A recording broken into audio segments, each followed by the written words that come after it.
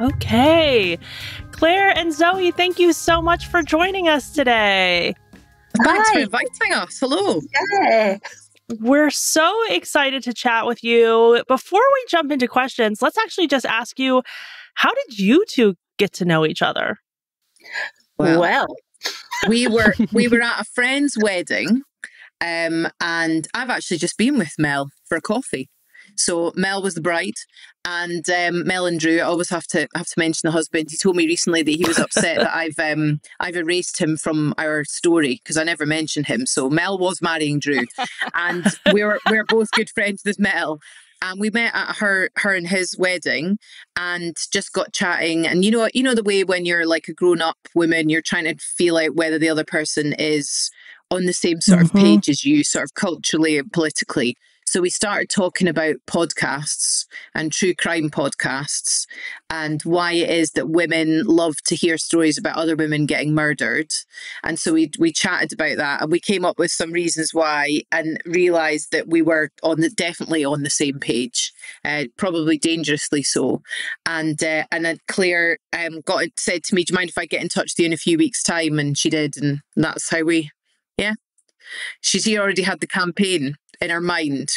And when we were talking about podcasts, I said, "Oh, I'd like to do a podcast, but I don't know what angle to take it from. And I didn't want to do a true crime one." And Claire said, "Oh, I'll be in touch." And then said to me, "Do you want to do the Witches of Scotland podcast?"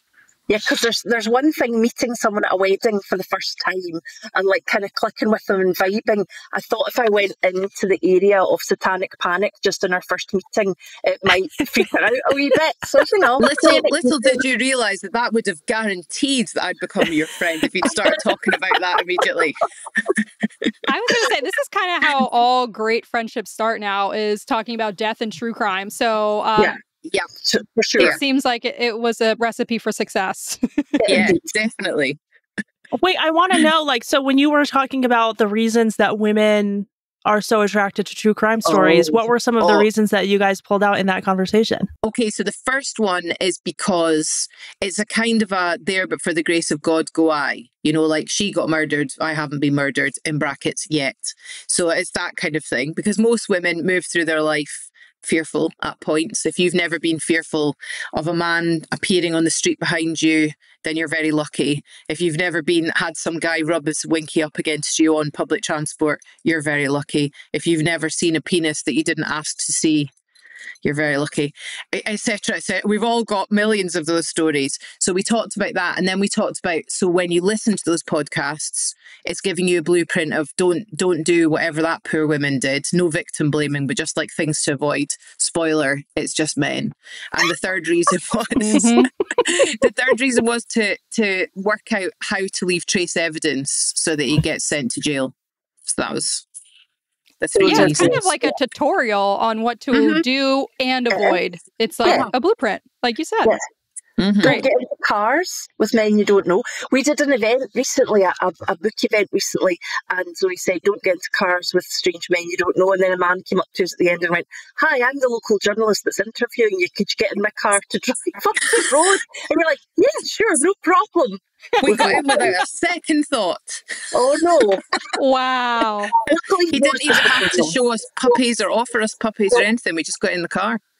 Wow. So, yeah. Quick anecdote actually on how Eric and I became friends. Our first night together, we got into a white van with a man that somebody had met on the internet who we also didn't know.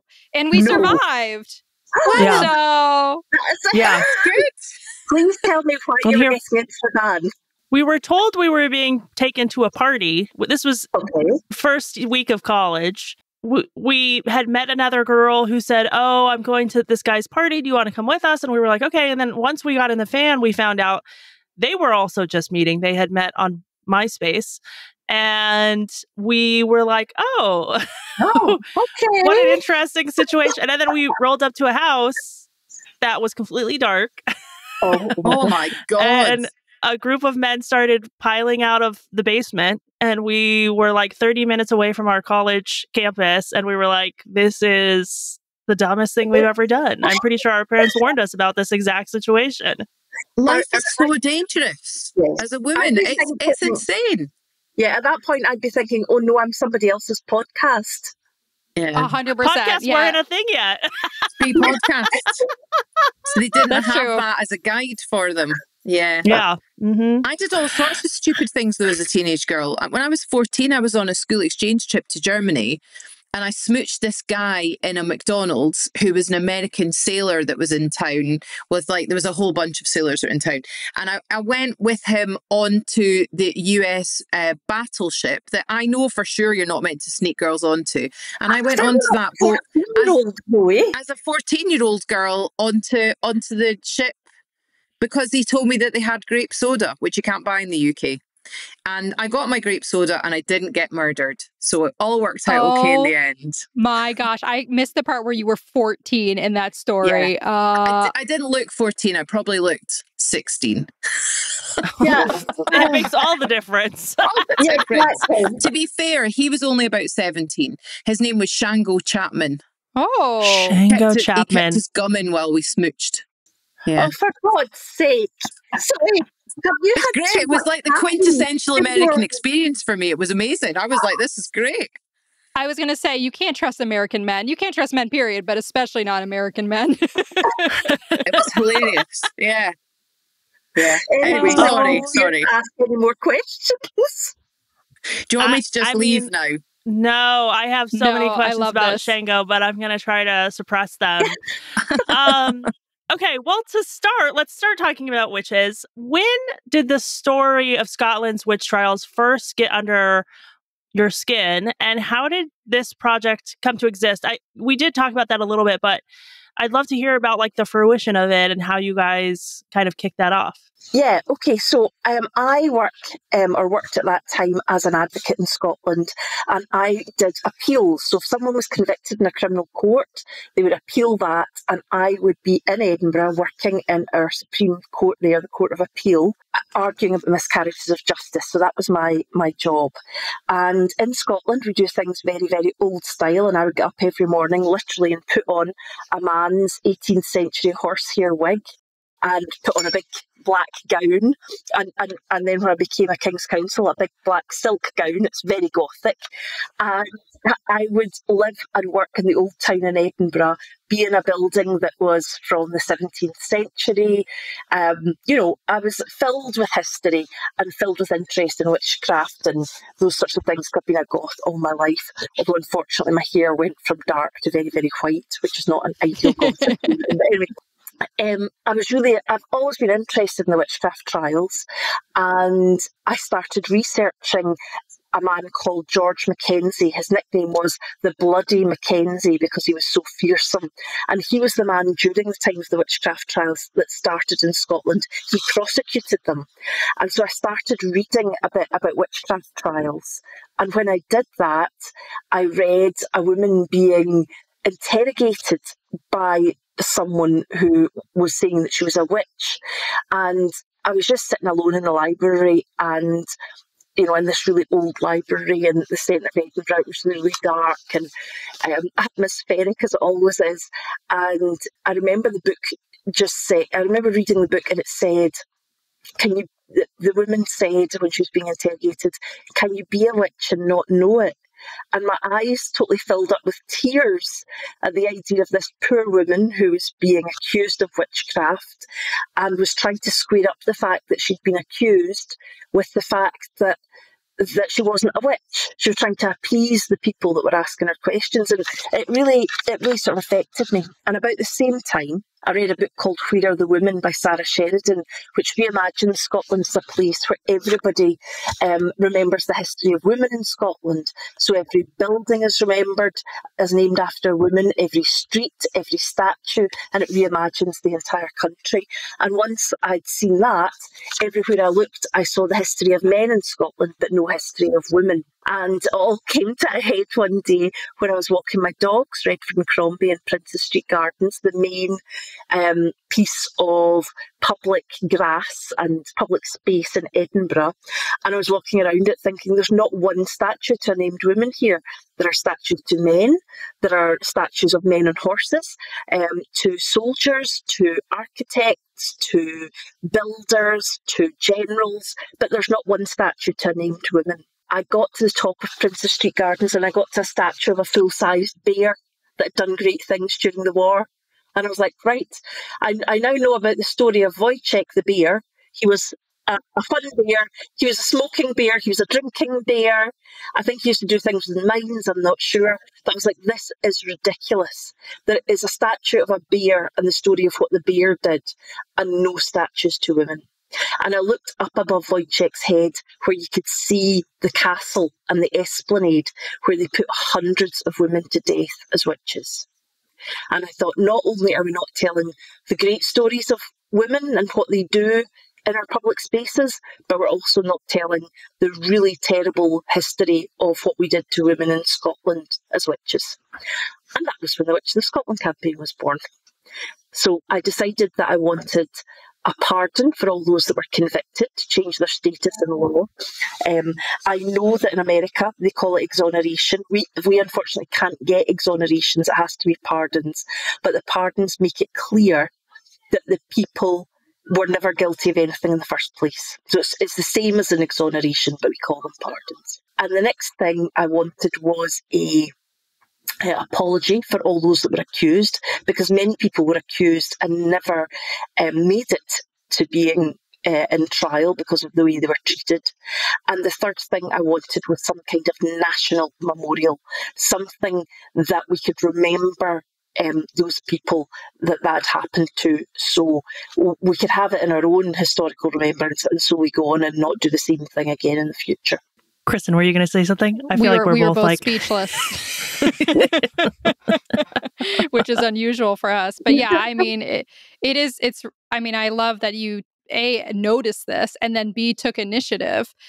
We just did an episode on the Salem witch trials in Massachusetts, and it was a similar story that they didn't get an apology from the state of Massachusetts for like more than 100 years, some number that I thought was far too long for the tragedy that occurred. So I'm glad somebody finally took initiative. It just takes one person to notice and make a change. So that's amazing. Yeah. And Zoe, what was your introduction to all of this? Well, so when Claire and I met at the wedding, and she got in touch a few weeks later, she said to me, right, I've got an idea, just hear me out. You know, don't immediately say no. And she said to me, I want to do a podcast, and I want to do a podcast about the witch trials. And now Scotland is a small place, right? But I mean, obviously we've got a huge amount of history here. I'm from a region called Fife, which is where there's a town called St Andrews, which anybody that has an interest in golf knows that that's known as the home of golf, right? Okay. And it's only about an hour and a bit's drive away from Edinburgh, which is where Claire had this kind of epiphany. And where I live, Fife, had a huge amount of witch accusations. Like, they were really invested in the business of dispatching witches. But I had never, ever heard anything about it. I knew nothing about the witch trials of Scotland. I didn't know that there had been an issue with witch accusations. And all I knew, because I'm a high school English teacher by training, so I've taught Macbeth several times. And I understood that that was witches and it was in Scotland. And I understood that Shakespeare had written the play to curry favour with the king, King James. But like, I didn't really put those pieces together. And I think it's something that some families might talk about it, and some families might talk about local folk stories, or they might feel they've got a connection to it in some way. My family absolutely did not talk about it. And we didn't get taught it in school. So I didn't know anything about it in school. And there was quite a conscious effort, I would say, in Scotland to not teach us our own history in a kind of an empire kind of way, because Scotland is a bit agitated. And I think they prefer it when we don't know our own history, or certainly that's the way it used to be. And I think that's changing now. I think that there's lots of really great history teachers that are teaching a lot more about our own history, but certainly we weren't taught about it. We were taught about it through the lens of being English. Wow. Okay, because that was going to be one of my questions, is like, how is it taught in school? Because when we did our Salem witch trials episode, we were talking about how it was almost taught as like a Halloween fun kind of like craft lesson. Yeah. And now as an adult, it's like horrifying to think that this was like kind of made a cutesy thing. And so I was curious if that was the same situation in Scotland. No, No, it wasn't. It wasn't taught to us at all. We were taught very much men's history, so and in capitalist history. So we were taught about the Industrial Revolution, what the machinery was. We were taught about the First and Second World War. But like my focus when I was in school was very much about how trench warfare worked, which is quite interesting. It is interesting, but it isn't really telling me anything about like my country particularly. And then when I was older, I took history up to the end of high school, and I chose to study the American Civil War because I was really interested in the transatlantic slave trade. So I knew lots about that, but I didn't know anything about like my own history. And in fact, interestingly, when we did the transatlantic slave trade, there was no mention of the very active part that Scotland took in that. There was no teaching of that. It was more about, you know, other sides to it. So that in itself also very colonial. So we didn't know anything about it. I certainly knew nothing about it. So when Claire told me about it, I was like, oh, okay. I mean, you know, okay, tell me about it. And then she started to tell me the figures. So in Scotland, there was about 4,000 people accused and about 2,500 people executed who were found guilty. And about 84% of them were women. Now, we say that's quite a conservative estimate potentially because lots of paperwork's been lost or is damaged. And as there are more and more kind of citizen historians, they're researching their own areas, they're now finding extra names. So we think there'll be more, and that that's a fairly conservative estimate. I don't think it was like in the millions or anything, but it was certainly in the thousands. And that was really shocking to me that this thing had happened that had been so overwhelmingly against the women, the female population, but that we weren't taught about it. But I mean, you know, we all know that women's stories are not of interest because they're not exciting. They're not interesting. We don't have swords, literal or figurative. And therefore we don't learn about our own stuff. You know, it's almost as if they think if they empower us with knowledge, we might actually resist and stop taking all the bullshit. But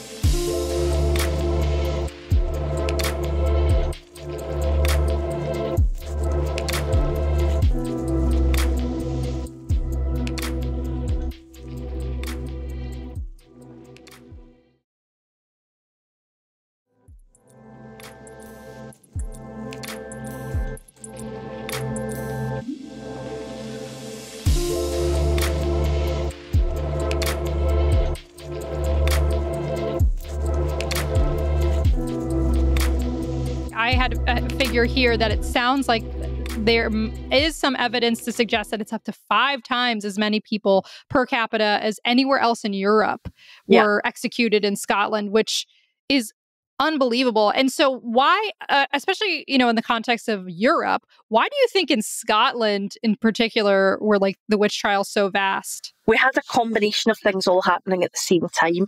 The fastest and easiest one was we had a great court system in the central belt of Scotland. So if you had a grievance, you were able to take that to someone really, really quickly. And that's why when people were accused of witchcraft in sort of Midlothian and Edinburgh and Glasgow, they could get to a court to argue about it. Much further up in the north of Scotland, much less possibility of that happening, or much less likelihood of that happening. That's the kind of boring answer. The other reasons are that Scotland was poor. Scotland does not grow food particularly well. The conditions are very, very bad. You only need to come here on a rainy day and imagine what it was like hundreds of years ago when people only wore things like wool to protect them from the outside without any form of heating or anything like that. So life was pretty difficult for a lot of people, or for the vast majority of people. And at the same time, we had the Reformation going on. So what that meant was that the Catholicism in Scotland was declining and Protestantism was on the rise. And Protestantism was trying to squash out Catholicism in Scotland. And so each party to that side was trying to show that they were the godliest, to show that they were the best. And if God wants to test you, he will send the devil, who will in turn send his witches to test society. So it's interesting. It's an interesting fact that God's omnipotent. So God always has full power over the devil. God lets the devil allow witches to do things so he can ascertain who's good and who's bad. A bit like a very, very bad Santa list, finding out who's good and who's bad at the end of the year. You send out the devil, see who goes for his ideas, and if they do, then they'll be called witches. But anyway, all that was happening when things were really, really difficult. You had the church saying, we absolutely believe that there are witches, that they have been sent by the devil and they're going to do bad things in society. So if anything bad happens to you, if your cow stops giving milk, if your family member dies, if your child gets sick, then you have to think to yourself, is there someone in my community that might have put a spell on me? Who might have done this? Was it someone that I had a fight with in the yard? Was it someone who we've got an ongoing battle with that don't like one another? Find out if there's witches that caused this. So that was the church, who had a huge sway and power over people's lives. The other part was the King of Scotland became James VI of Scotland and the First of England. And he was a man who had been brought up by men who vehemently believed in the devil was amongst us, and that they would be trying to kill James as God's envoy on earth. So they made James, as we'd say in the modern day, totally hyper-vigilant, that there were witches about. And as a result of that, as an adult, James, as King of Scotland, believes that there were witches everywhere trying to do him harm. So much so that he wrote the handbook, Demonology, which explains to people a how-to guide as to how to deal with witches. So you add all those things together and you just get this perfect storm of witchcraft accusations. It's interesting that they would think God would send 84% women to kill him. Well, why women? James lays it out in the book in Demonology and basically says what they all thought at the time, and some terrible men still think today, which is that women are just inferior. You know, they're inferior intellectually, physically, morally, spiritually. And where if a man was approached by the devil who tried to kind of sweet talk him, the man would recognise it was the devil and would turn him away. Whereas if a woman is approached by the devil, he could quite easily turn her head. And there was a sexual nature to this as well. A lot of the confessions are that the devil kind of hotly walks in and sweet talks the women, and they have sex, and then she's his creature. Yeah, he's well dressed. He's offering parties. He's offering them buffets. He's ordering them dancing. And can you imagine? When you say buffets, Claire, what do you mean by buffets? Just like lots of food on the table. That's how I'm imagining it. I mean, I know what a buffet is, but I've just... Like buffet. Did you read that somewhere that he... No, I'm just imagining right. Okay.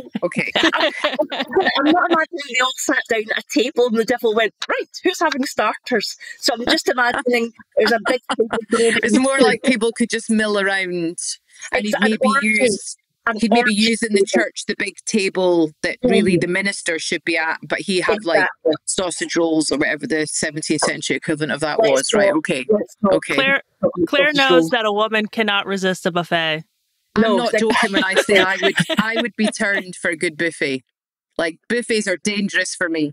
This is another way to get us into the van. Yeah, Oh my God. Why hasn't a pervert invented a buffet van? You would just pull back the door and it would just be an amazing buffet, and women would just be like, yeah, I'll do it. I don't have to cook that shit. I don't have to clean up after it. I could just eat my fill of small items. Perfect. It's fantastic. I think we just developed a cult or something.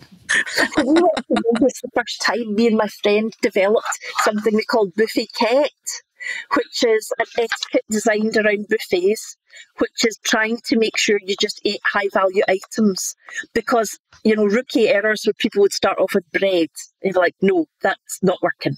Because I'm a vegetarian, so it would take me like half a day to eat all the food that I needed to make it up to the value of whatever the buffet was. Because I couldn't have like 4 steaks and a plate of oysters. Anyway, it was those kind of ideas that I was thinking about, Zoe, when I said a Yes, buffet. thank you. Thanks for clarifying. Good. Okay. So yeah, women were just weaker, as we've just proven, and would just do whatever the devil suggested. And I sort of think as well, like, there's a kind of a glamour with the way that the devil is described, you know, like they lived really hard lives, you know, like they were, it was hard work, probably going to die fairly young. There wasn't much you could do about most illnesses. You know, it would be a hard life. So the idea that this kind of guy dressed in black would come into town and show you a good time, it's pretty alluring. I mean, it's alluring to me right now, and I have all the luxuries of modern day Why convenience. is the devil never wandering into my neighborhood? That's my frustration. Yeah. Maybe he senses that you're morally quite strong. See, it's possible. God damn it. Could be that. That's it. It'd be funny if the devil came back and tried to pick on men this time. What do you mean came back? Like the devil is clearly running at least 2 countries that I can name at the moment. So he is never fucked off. He's always been present, I would say. Yeah. Oh my God, right. that's amazing. Oh my gosh. You both have red lipstick on, and I also felt compelled when I knew that we were talking to you to also wear red lipstick for no clear reason. Is there a symbolism to it, or is it just coincidental? No, it's symbolism. It's symbolic, but it's aesthetic as well, because obviously red lipstick just looks great. But I think also there's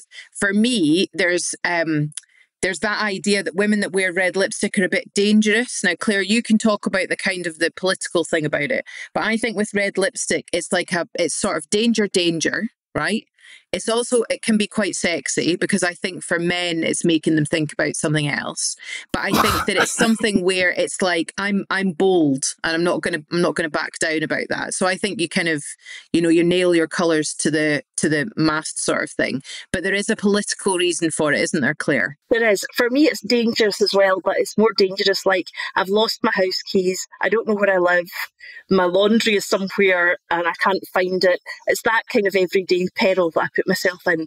But the story of red lipstick and it being used as a sign of resistance came about in the Second World War, when Hitler indicated that he loved fresh-faced women with no makeup on.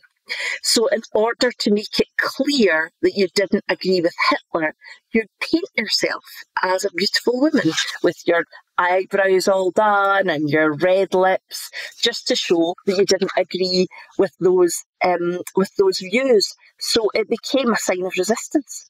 And we are very happily rocking it in the 21st century too. If any of the big cosmetic brands are listening and watching, we'd love to do a collab. We'd love to do a Witches of Scotland resistance red lipstick. Yes. Oh, that's so good. So great. You could imagine the case to have like the tartan on it. It would be so cool. Yeah. Remember when we talked about tucking and rolling before the interview when we had to put on more makeup?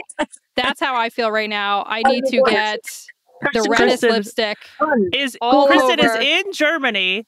Fresh face. She's fresh face. The enemy amongst us. I'm the witch. I'm the devil. Yeah, certainly. You're not. No, we're not exclusionary like that. No. We did a TikTok about it, and people were like, "Oh no, I hate red lipstick, but I'm just definitely going to wear it now." I was like, "There's a red for everyone." I totally believe it. Just have to find it. I love red lipstick. That is an underrated lip. So everybody go buy your red lips and give us 20% of whatever you purchase. Thank you.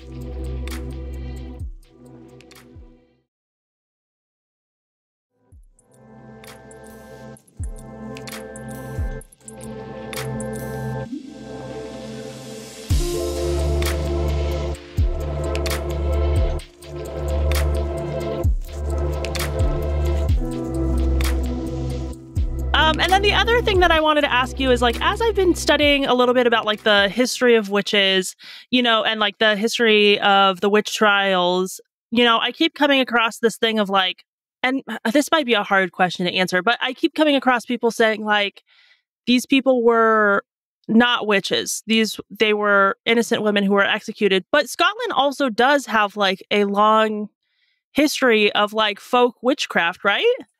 It does, right? But there's been there's been a story that sort of arose in the 20th century where there was a kind of a rewriting of history and saying that actually these people, particularly the women that were accused of being witches, were in fact pagans, and were in fact a lot of them were witches.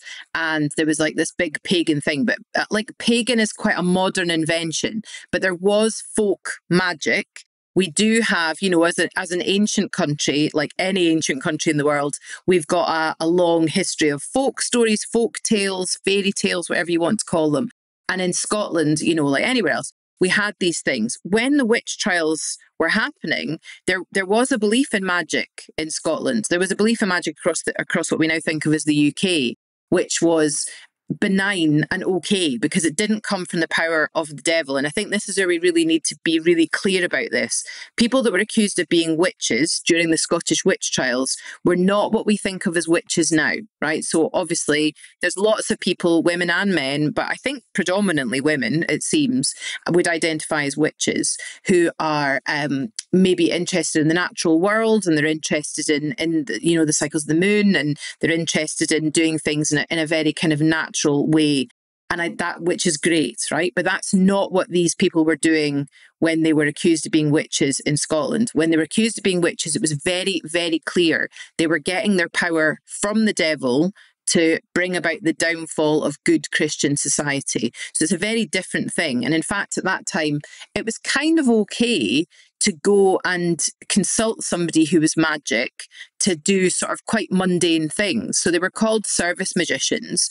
And we write about that in the book, that there was this kind of belief already in Scotland that if you needed a spell or you needed a charm that was because like maybe you were unlucky in love, or you had an illness, or somebody you loved had an illness that wasn't clearing, or you'd lost something, or you wanted some help with growing your crops, you could go and see a service magician and they would give you a charm for money. And you would then use that. And like people had a reputation for particular magic. So there might be somebody who was the person you went to for lingering illnesses, or the person that you went to for like love matters.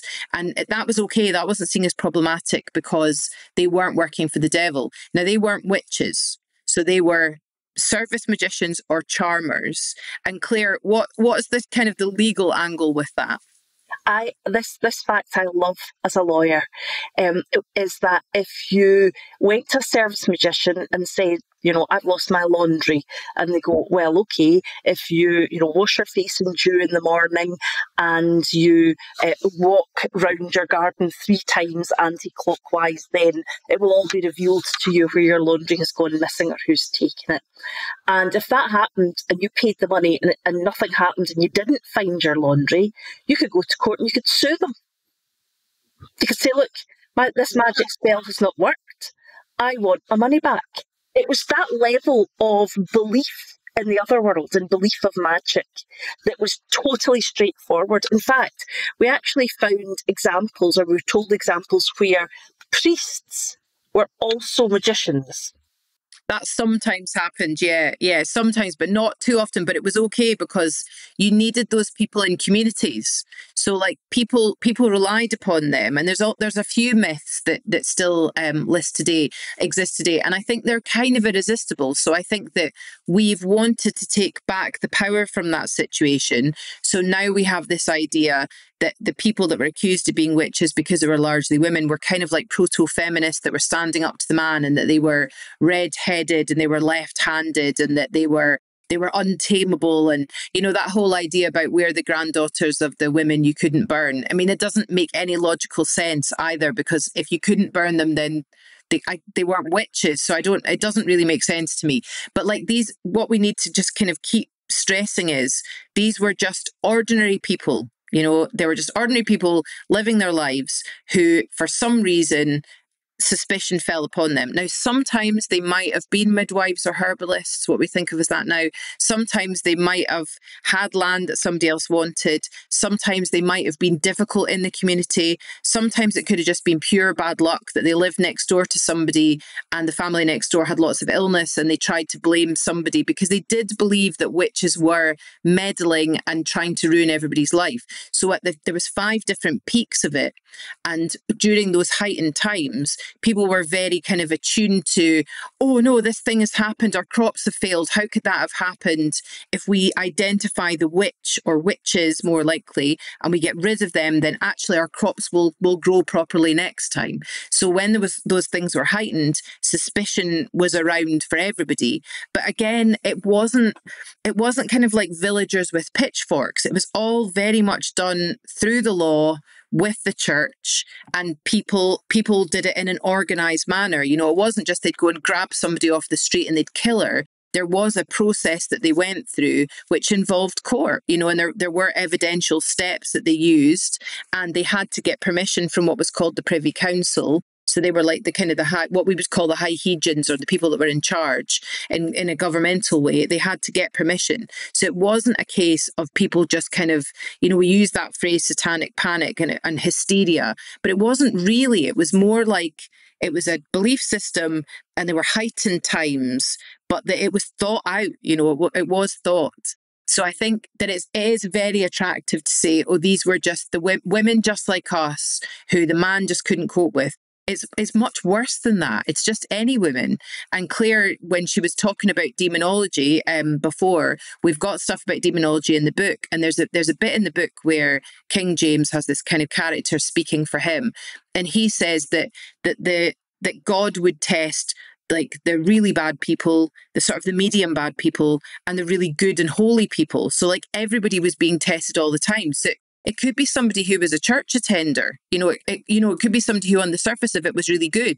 It's just that it was more likely to be women, which is actually probably more frightening. Because there'd be times where there wouldn't be anything really you could do to protect yourself. You might be doing the best you could, but the finger of blame could still fall on you. Or somebody else could be accused, and while they were questioning them to get a confession from them, they'd be saying to them, right, well, witches don't work alone, you work in a coven, who else?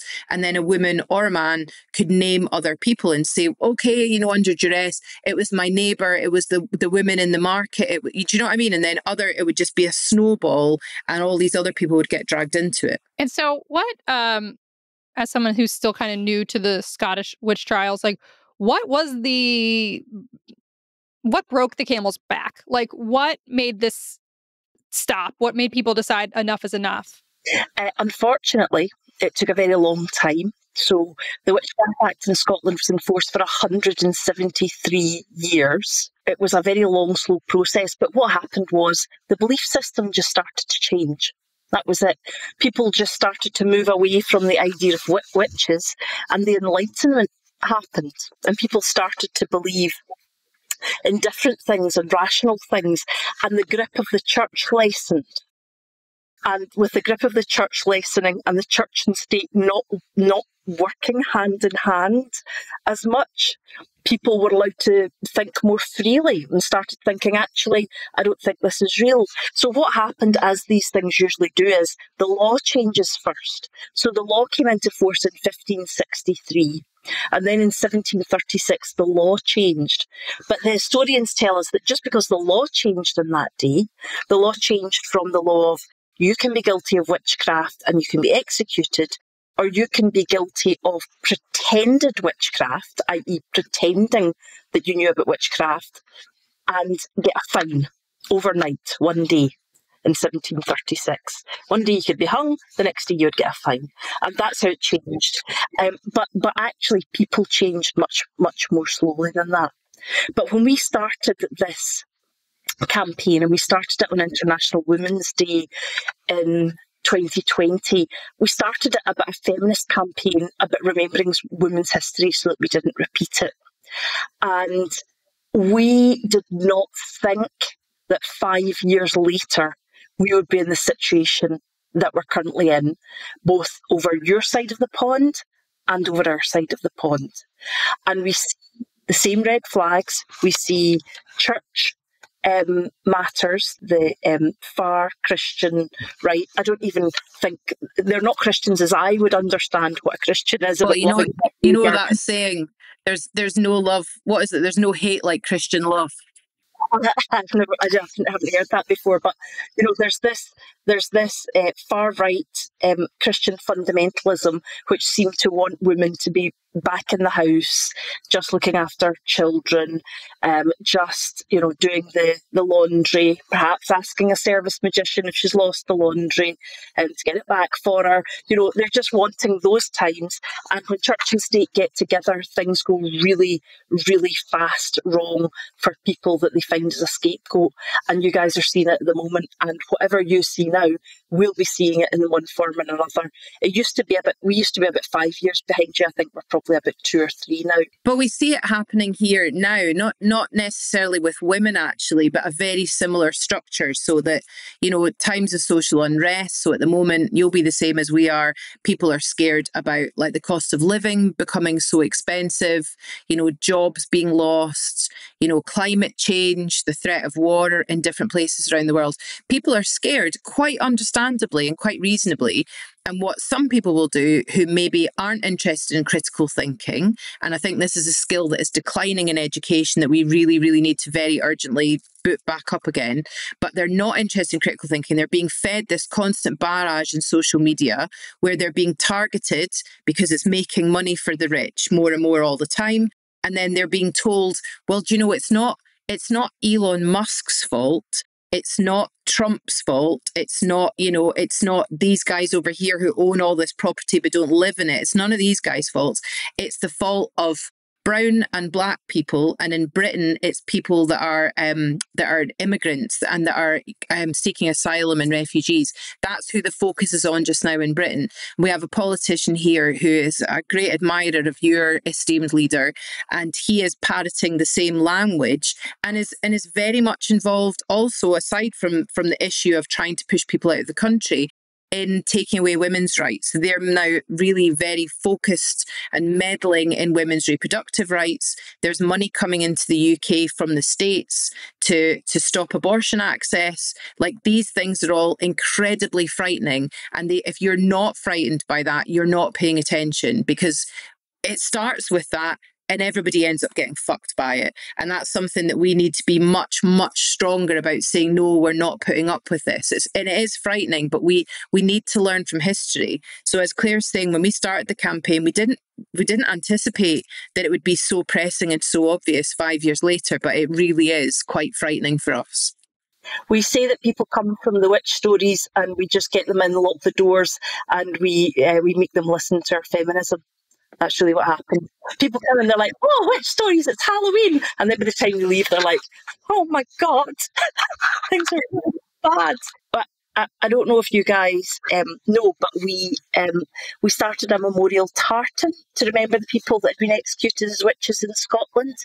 And the phrase that we have to go with that, or what we're trying to press, is remembrance is resistance. We have to remember exactly what happened to those people that were targeted by the state, that were targeted by the church, that were made the scapegoats for things that they could not possibly have done. And they were blamed for it. Terrible things happened to them. And then the next cycle comes round and we go, oh, looking back, yeah, it definitely wasn't them that did that. It was actually definitely the people that were telling us that it was the fault of the poor women or the immigrants or that. And that's why we want to hammer home as much as possible that you need to get out there and you need to use your vote, use your voice, use your resistance in any way that you can, because you know we cannot sleepwalk into where we all feel like we're going. Wow. I want to talk to you for 3 more hours.